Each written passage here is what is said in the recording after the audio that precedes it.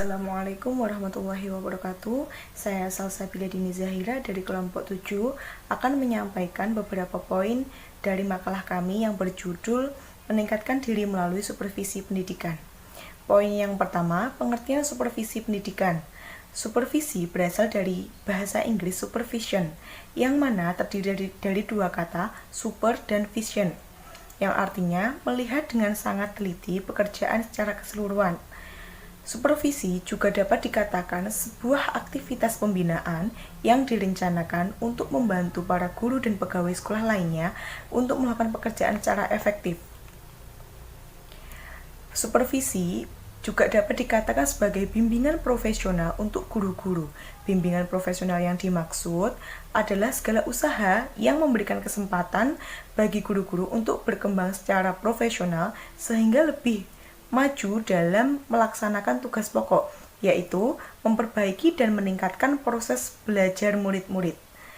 Supervisi juga dapat dikatakan sebagai suatu aktivitas kegiatan pembinaan yang direncanakan untuk membantu para guru dan pegawai sekolah lainnya dalam melaksanakan pekerjaan secara efektif. Supervisi merupakan pengawasan dalam kegiatan sekolah yang berupa proses pengajaran, pengawasan terhadap guru dalam mengajar, pengawasan terhadap situasi yang mempengaruhinya. Aktivitas ini dilakukan dengan mengidentifikasi kelemahan-kelemahan pembelajaran untuk diperbaiki, apa yang menjadi penyebabnya dan mengapa guru tidak berhasil melaksanakan tugasnya dengan baik. Sehingga dengan hal itu diadakan tindak lanjut untuk perbaikan yang disebut supervisi. Assalamualaikum warahmatullahi wabarakatuh. Ya, di sini saya pemateri yang kedua meneruskan materi yang pertama yang sudah dijelaskan teman kami. Di sini saya akan menjelaskan tentang prinsip-prinsip supervisi pendidikan. Nah, kepala sekolah itu sebagai supervisi dalam pelaksanaan tugasnya harus memperhatikan prinsip-prinsip supervisi. Nah, di sini ada beberapa supervisi, yaitu yang pertama beberapa prinsip untuk supervisi pendidikan untuk sekolah-sekolah, yaitu yang pertama prinsip ilmiah. Nah, ini prinsip ilmiah ini dibagi menjadi dua. Yang pertama, kegiatan supervisi dilaksanakan berdasarkan data objektif yang diperoleh dalam pelaksanaan pembelajaran. Yang kedua, untuk mendapatkan data yang pertama tadi berdasarkan data objektif. Nah, yang kedua ini untuk mendapatkan data itu diterapkan alat perekam, yaitu seperti angket, observasi, percakapan pribadi, dan lain sebagainya. Itu prinsip ilmiah. Yang kedua yaitu prinsip demokratis. Nah, servis dalam bantuan yang diberikan kepada guru berdasarkan hubungan kemanusiaan yang akrab dan kehangatan, hingga pendidikan merasa aman untuk mengembangkan tugasnya. Yang ketiga, prinsip kerjasama. Nah, ini untuk mengembangkan usaha atau meniru istilah supervisi memberi support, memberi dukungan atau saling mendorong untuk guru sehingga mereka bisa bertumbuh bersamaan atau berkembang secara bersamaan, seperti itu. Yang keempat yaitu prinsip konstruktif dan kreatif. Nah, setiap guru ini merasa termotivasi dalam mengembangkan potensi kreativitas atau supervisi mampu menciptakan suasana kerja yang menyenangkan dan tidak menakutkan, seperti itu. Assalamualaikum warahmatullahi wabarakatuh. Saya Rizky Dianita Rahyuni Tias akan melanjutkan untuk materi selanjutnya, yaitu tentang model supervisi pendidikan dan tujuan daripada supervisi pendidikan. Kita bahas dulu tentang model supervisi pendidikan, yaitu di sini saya mengambil dari isi buku buku yang dikarang oleh Slametto yang berjudul Model, Program, Evaluasi, dan Tren Supervisi daripada Pendidikan. Nah, di sini disebutkan bahwasanya model supervisi pendidikan dibagi menjadi 4. Yang pertama yaitu model konvensional atau biasa disebut dengan model tradisional. Jadi model tradisional di sini tidak lain dari refleksi kondisi yang ada pada masyarakat. Nah, di sini pemimpin akan cenderung untuk selalu mencari suatu masalah yang ada di dalam masyarakat. Jadi mengadakan inspeksi untuk menemukan sebuah kesalahan. Untuk model yang kedua yaitu model supervisi ilmiah.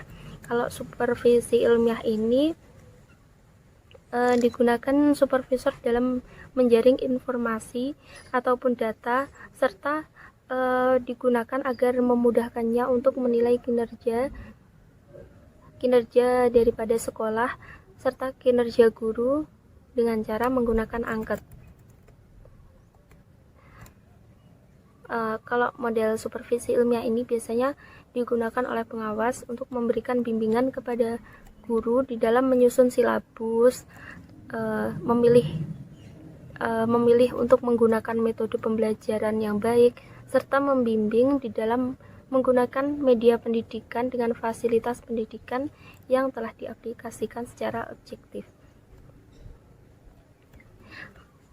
Untuk model supervisi yang selanjutnya yaitu model supervisi klinis, di mana supervisi ini terfokuskan kepada peningkatan kualitas guru di dalam memberi pengajaran, di dalam mengajar. Nah, dilakukan melalui siklus yang tersistem dalam melakukan perencanaan, pengamatan, dan analisis yang cermat. Nah, dengan cara-cara yang demikian tadi, itu dapat mewujudkan suatu perubahan dengan cara yang dapat diterima atau dengan cara yang rasional. Model supervisi yang terakhir itu model supervisi artistik, yaitu ketika supervisor melakukan kegiatan supervisi dituntut untuk memiliki pengetahuan, memiliki keterampilan, serta mampu bersikap luas. Untuk poinnya selanjutnya yaitu tentang tujuan supervisi pendidikan. Nah, jadi fokus tujuan daripada supervisi pendidikan ini adalah untuk terwujudnya tujuan pendidikan yang telah menjadi tanggung jawab dari guru dan sekolah. Nah, di antara tujuan-tujuan dari supervisi ini, di antaranya yaitu untuk membina kepala sekolah serta guru-guru untuk lebih bisa memahami apa itu tujuan daripada pendidikan, apa tujuan pendidikan yang sebenarnya, dan bagaimana peran sekolah nanti dalam mencapai tujuan tersebut.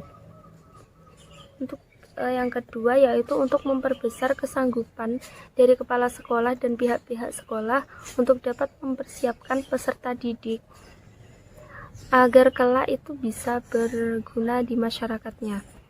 Yang ketiga yaitu membantu pihak sekolah untuk mengadakan diagnosis kritis terhadap segala aktivitas, kesulitan-kesulitan belajar mengajar, serta membantu untuk merencanakan bagaimana kemudian ketika sudah menemukan permasalahan di dalam pendidikan, ia mampu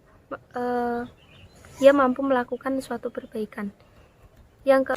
Untuk yang nomor 4 yaitu membantu meningkatkan kesadaran dari pihak serta seluruh warga yang ada di sekolah terhadap demokrasi serta kooperatif yang memperbesar peluang dan kesediaan untuk saling bekerja sama. Nah, untuk kelima itu memperbesar ambisi guru untuk terus meningkatkan mutu karyanya secara maksimal di dalam bidang profesinya. Yang keenam, membantu sekolah untuk mempopulerkan dan mempromosikan sekolah kepada masyarakat untuk mengembangkan program-program yang ada di dalam pendidikan. Yang ketujuh, melindungi pihak yang disupervisi dari tuntutan-tuntutan dan kritikan-kritikan yang tidak wajar dari masyarakat.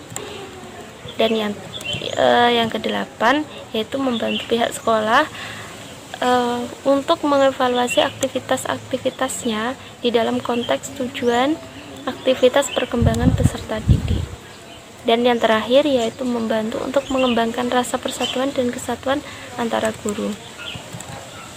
Nah, adapun sasaran utama dalam melaksanakan supervisi ini,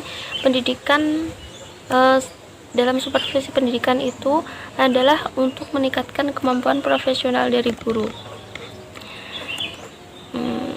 Bila ditinjau dari objek yang telah disupervisi, itu ada 3 macam bentuk supervisi, yaitu yang pertama adalah supervisi administrasi, di mana kalau supervisi administrasi itu lebih menitik beratkan kepada pengamatan supervisor pada aspek-aspek administrasi dan fungsinya sebagai pendukung serta memperlancar terlaksananya suatu pembelajaran yang baik.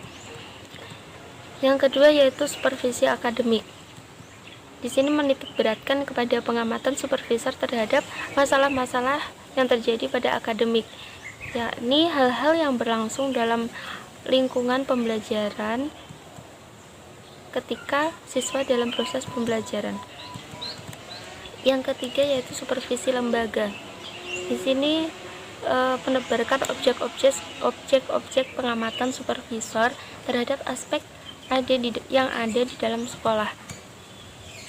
Nah, dimaksudkan yaitu untuk dapat meningkatkan nama baik lembaga sekolahan. Nah, demikian yang dapat saya sampaikan. Untuk poin E, yaitu cara meningkatkan kemampuan diri melalui supervisi pendidikan, akan disampaikan kembali oleh Mbak Bella. Dipersilakan. Poin yang selanjutnya yaitu yang E, cara meningkatkan kemampuan diri melalui supervisi pendidikan. Jadi dalam meningkatkan kemampuan diri melalui supervisi pendidikan ini ada beberapa poin.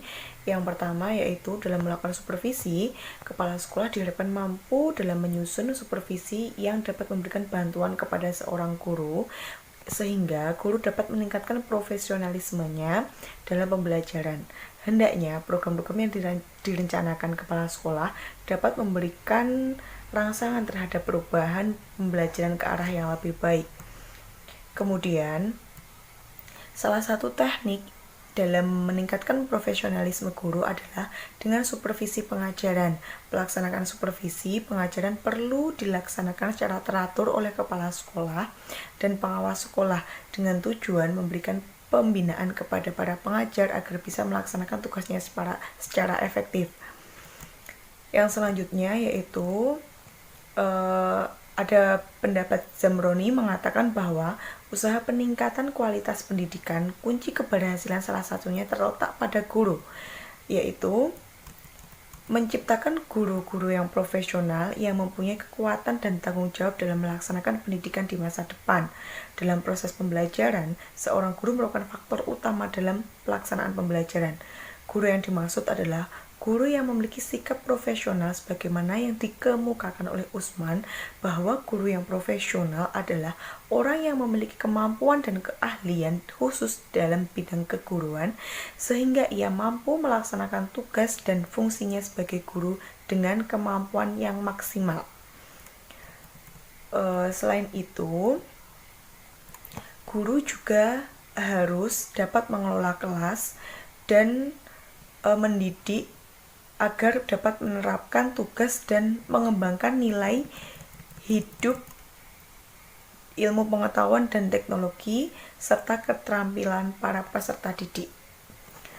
Sekian presentasi dari kelompok kami, kelompok 7. Ada kurang lebihnya kami mohon maaf yang sebesar-besarnya. Wassalamualaikum warahmatullahi wabarakatuh.